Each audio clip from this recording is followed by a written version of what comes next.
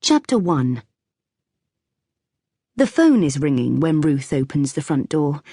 She pauses on the threshold, wondering whether she should just let it ring. Her friends all have her mobile number. The landline can only mean her mother or someone trying to sell her double glazing. And even though the windows of her cottage rattle in the wind, she likes it that way, thank you very much. Her mother will only be ringing to torment her. "I saw Janice's daughter the other day. She's a GP, ever so slim and attractive. And she's got 3 children, and they all play the violin. How's the diet going?" She decides to ignore it, but Kate, her 18-month-old daughter, runs past her yelling, "Ring! Ring!"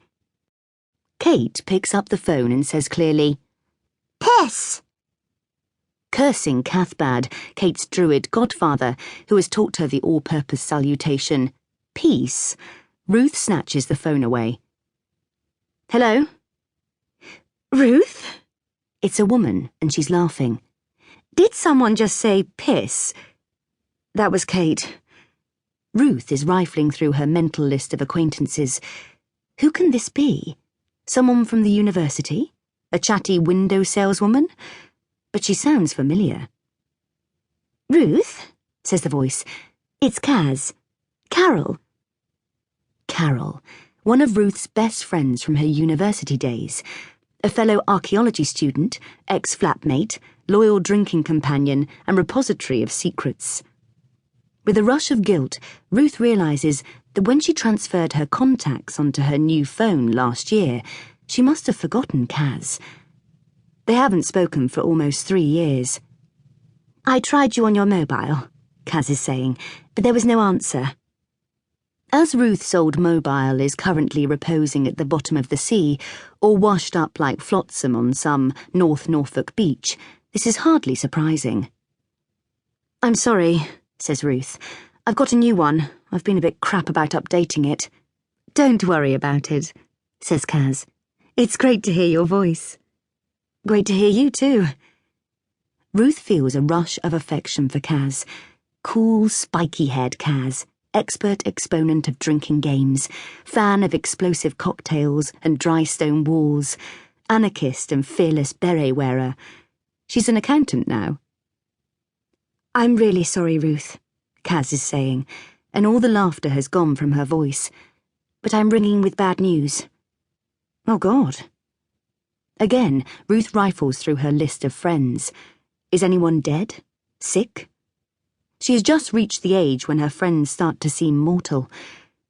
She watches as Kate staggers into the room, carrying Ruth's cat, Flint. "Ah, my Flinty!" "Put him down, Kate." Flint is giving her martyred looks over Kate's shoulder. "What?" says Kaz. "Sorry, just talking to Kate." "Oh, I forgot you had a child. How old is she now?" "Nearly 2.